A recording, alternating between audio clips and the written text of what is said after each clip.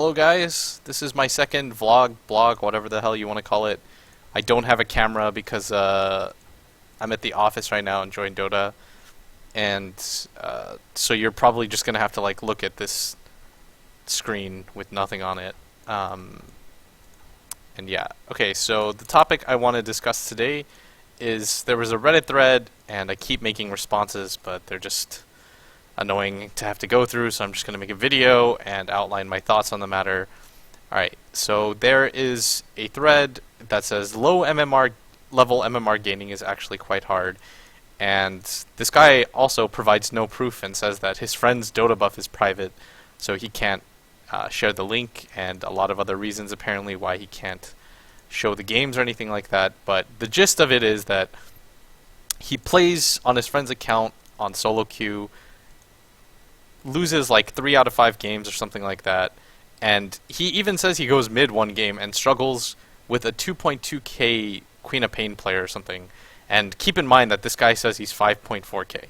Like, that is a 3.2k MMR difference.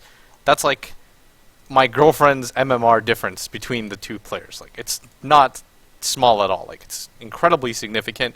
And he says that it's actually quite difficult to gain MMR, etc., etc. Alright, so this is a topic that seems to come up often in the Reddit Dota 2 community, and me being a shitlord, I keep reading all these threads and feel like the need to have to reply to these, but I guess I'll just give my overall thoughts on my own YouTube channel because you guys will probably be more reasonable. Like, I think most of the comments in 90% of my YouTube videos anyways are pretty reasonable. So Cap's walking by me right now. Hello, Cap.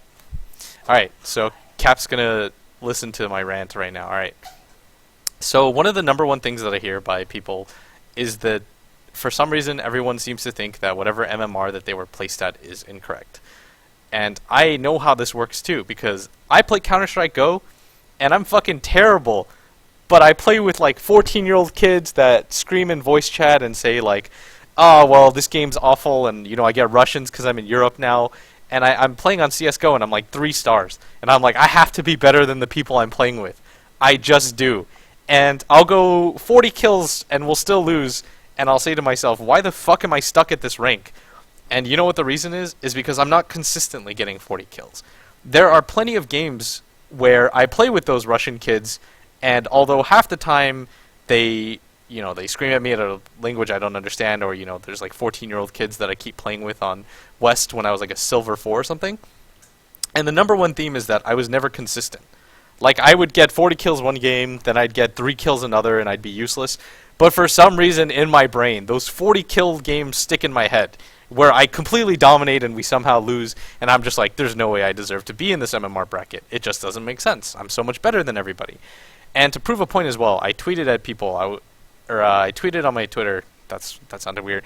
I said, is there anybody that actually believes there's a trench? And this guy goes and replies to me and says, Blitz, in every single one of my games I go godlike, but we still manage to lose. How do you explain that? And so I said, okay, link your Dota buff. You can actually find this progression, because I wouldn't lie about it. There's no reason for me to. This is very publicly accessible records. So the guy links me his Dota buff, and it's him playing Clinks every game, and he goes godlike maybe 1 out of 10 games. And then he tells me, he's like, oh, I've had a recent rough run. And he only links me the page with the one godlike game in it. And I was just saying to myself, okay, you went godlike in 1 game and lost. Like, that doesn't prove everything.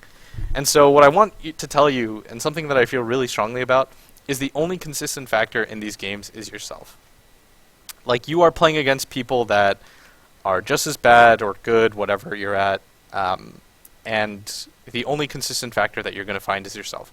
Like, there are plenty of games where people seem to forget where they did really poorly and they ended up winning. They only seem to remember those games where, hey, Blitz, I was playing as a Storm Spirit and my guy trolled me mid, and, what could you even do? He just kept feeding himself. I've had those experiences too. There's not a single person who has played more than 200 games of Dota where they've been griefed, but I refuse to believe that over the 1,000 games of Dota that you've played, there is always a Tidehunter on your team that will just like feed nonstop. Like, when I was grinding from 5k to 7k, you can ask Cap. I would tell him my more ridiculous experiences. Like, when this Tidehunter came to my lane and with 0 items and kept feeding himself. You remember that guy? And he straight rushes a Blink Dagger and then just like destroys it before the big fight where we could still win. And then there's my Enigma that goes off lane and doesn't level Eidolons and goes midnight pulse stats. These are public records that you can go through on my account and find. And these are people that grief you, and it happens to all of us. That's the thing I'm saying. What matters in Dota is that you're not going to win 100% of the games that you play. It's closer to, if you're a really good player, it's more like if you win like 55% of the games you play. And that's not very much, like 55%, even 53%, you'll most likely climb MMR. Just because of the fact that if you win 25 and lose 25 every game, which is standard, then if you just win more than 50% of your games, you'll go up. There are some instances when you get to like 6.7k and above where I've had games where I lose 41 points or something like that, but for the vast majority of people that will not happen. And so, friends, I think that's something that has somehow been forgotten because of the MMR system is that you yourself are the consistent factor. And as soon as I realized this in CSGO, and I realized that it wasn't just my shithead teammates that, you know, bought the game with their parents' credit cards or some shit, it was the fact that I was just a poor aimer, that I played the game poorly, that I did not know how to communicate, so forth and so forth. And I just kind of worked on improving myself, and I'm still terrible at CSGO, but I'm not as bad as I used to be, just because of the simple fact that I was able to accept that even if I lose 3 games that I shouldn't have, you know, I might be carried just as many games, and if I just play slightly better, I can influence the games where the rounds are like 14-14, and I'm the determining factor if I played that well to get to that point. Same thing I feel applies to Dota as well, just because of the fact that somebody will grief you, and I think the number one excuse is like communication. It's like, Blitz, nobody in my team speaks English, you know, they all scream at me, stream your games. There's no way in hell that I believe that in your last 200 games that you've only had Russians that don't speak English and yell at you. Like, that just cannot, you can't be the only person in the world that happens to, you know?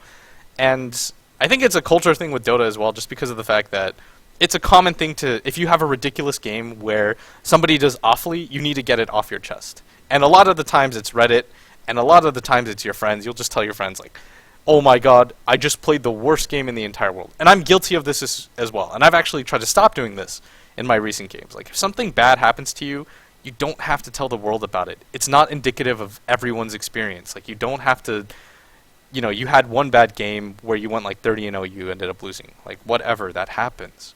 Like, don't get so upset about it. Don't blame that as like the singular reason why your MMR is down and stuff like that. Like, I've had people that have come to me and asked me for coaching. This one guy, actually, I probably shouldn't use his name because I don't know. I'm too lazy to ask him if it's cool or not. But anyways, he started at 3.4k, and he told me that he was there for about a year and a half now. He said he couldn't go up, couldn't go down. What we did was we worked on what was actually ailing him, because he would tell me, oh, I go 20-0 every game and I still lose. And of course we look at his games. That's not the truth. And what I find instead is that it's not even a communication thing. I told him just as an experiment, like, mute all your teammates, do whatever you want in the game. And just by improving his farming, like 10%, like his GPM went from 300 to 400. So that's more than 10%. But you get your point. You get the point. He actually climbed from 3.4k to 4k. And I don't coach anymore, by the way. I'm way too full, so that's not like an advertisement for my coaching. I don't want any students, so please do not email me. Like, everyone seems to forget that. But the point is, I've coached over 60, 70 people, and they've all been stuck at various MMRs because, you know, that's why they contact me. They'll say, I think the lowest I ever coached was 1.4k, and the highest I ever coached was 5k. And they always tell me they're stuck at some bracket and stuff like that, and with just 1 hour of ignoring everybody else's mistakes and just focusing on theirs, they've gone up pretty significantly. I think the lowest anyone's ever gone up is like 200-300 points. And the point is that a lot of people look for excuses as to why they're failing without looking at themselves. And you don't need a coach necessarily to do this. Like, you can do this with friends. You can do this if you are a good enough player. Like, if you're truly stuck in 2k but you've got a 5k mind, then you should be able to do this for yourself. Like, go through your replays, see what the consistent factors are. If you're a 1 to 2 position, look at your CS benchmarks. Are you hitting them? And it should be pretty similar, like, right? If I play against a 5k player and I can hit 50 CS, and you're playing against a 2k player and you're truly like a 5k player like everyone says, then you should be able to get 50 CS at that time as well. And if you're not consistently, and that's the key word here, consistently hitting those timings, then something is wrong. Like, you clearly are part of the problem. And you're part of the reason why you're not moving up in MMR. Because anyone can have a miracle game where everything falls into place, their teammates cooperate and stuff like that, and they manage to go 20-0. But how consistently can you put that together? And how often can you put that performance together?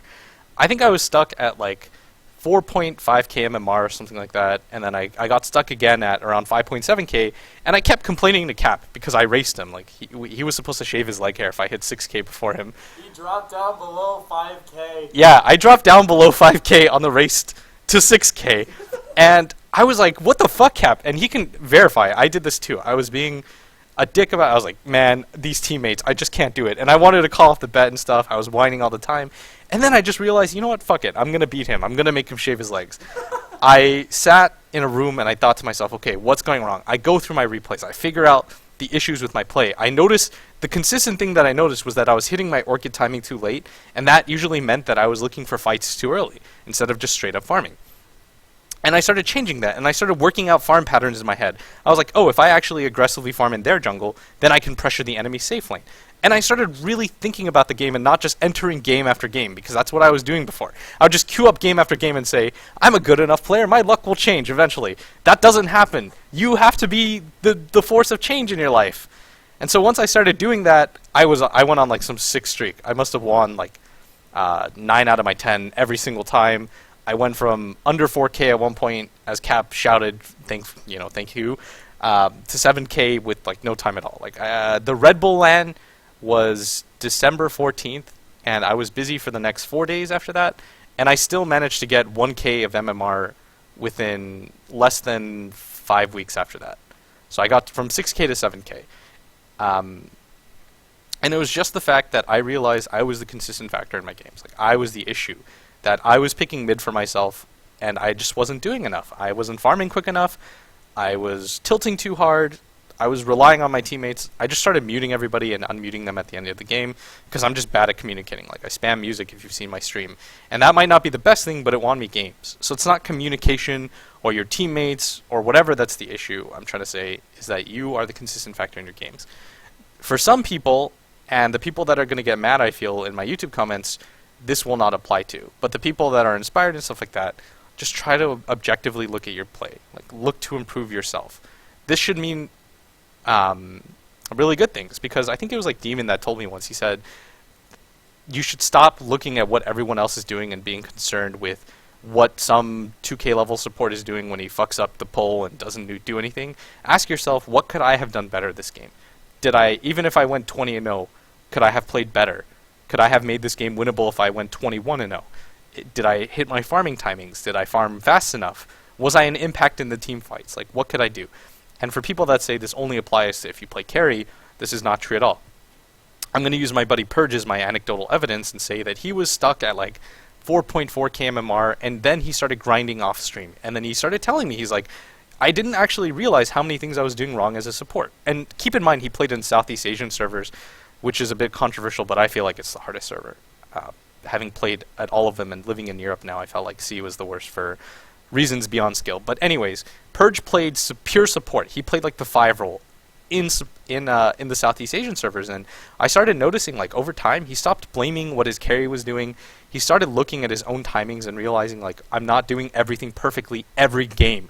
Like, he wasn't consistently getting the pulls off. He wasn't consistently harassing the offlaner. He wasn't consistently placing safe wards. What was ending up happening is that he was messing up on 1 or 2 of these things every game, and eventually, he would just, whether he lost or won, just, it came down to his teammates. But he started doing all of these things correctly, and I started noticing that, and he climbed from like 4.4k to like 5.2k pretty easily now, just because of the fact that he did things consistently and he learned what the mistakes were. And you can, even as a player, I think he was playing for quite some time, like almost as much time as I have, and he can still move up in MMR, because even though he might have some bad habits, he figured those out, and now he moved on and he's actually gone up a lot in MMR. So it doesn't just apply to playing carry and stuff like that. It also applies to playing support. Are you placing the right type of wards? If you don't know what type of wards those are, try watching a pro game and analyzing the ward positions and why they exist the way they do. Are you using smokes at all? Are you rotating at all? Are you actually creating space for your carry? Like, are you the type that just kind of sits there and attacks from behind the carry? Like, are you the type of support against a solo offlaner? Do you go between the waves and harass him? Like, a lot of the times, like, I'll have a 3 or 4K support player support me in my 7K games, and oftentimes they'll just draw creep aggro, hit the hero twice, and then call it a day and say that was harassed. They're like, oh, I zoned out the offlaner. Are you actually consistently buying wards when they're needed? For example, the first nighttime, are wards up? The second nighttime, are wards up? When there's a troll on the other team, do you have wards near the Roche pit? And there are just so many things that you could be doing that you probably aren't doing correctly. Alright, so that's my rant. I hope nobody thinks I'm pissed or something like that. I just wanted to get it off my chest. And if anything, it should be inspiring for people. You know, it's not your teammates that determine whether or not you move up in MMR. It's yourself. And there's so much more that you could be doing. So stop blaming, you know, whatever teammates that you get in Dota, and stop saying Valve fucked you over. It's not like if you're 5K, you get to 7K, games are going to get magically easier. They just get tougher and tougher. You get worse teammates overall. And the only way that you're going to climb is that if you consistently play well. So thank you for watching this video. As an update to what I'm doing, I'm casting some Aces tournament this weekend. We have D2CL coming up as well. I'm not supposed to announce details for that, so I won't. I don't think there's anything left for me.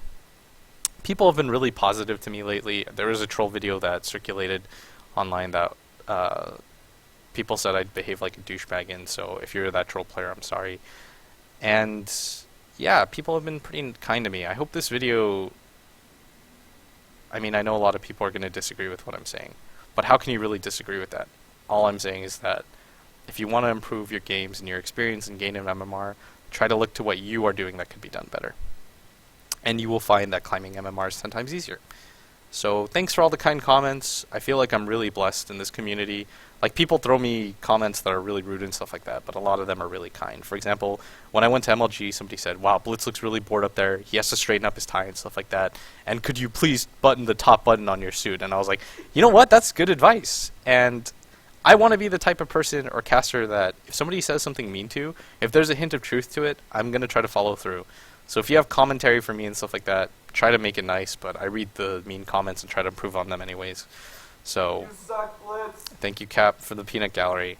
So thanks, everybody, for supporting my content and stuff like that. I doubt more than like 2,000 people see this, so whatever. I don't even know what the point of this was. I guess it's just a rant. But it's my YouTube channel, so I can do whatever the fuck I want.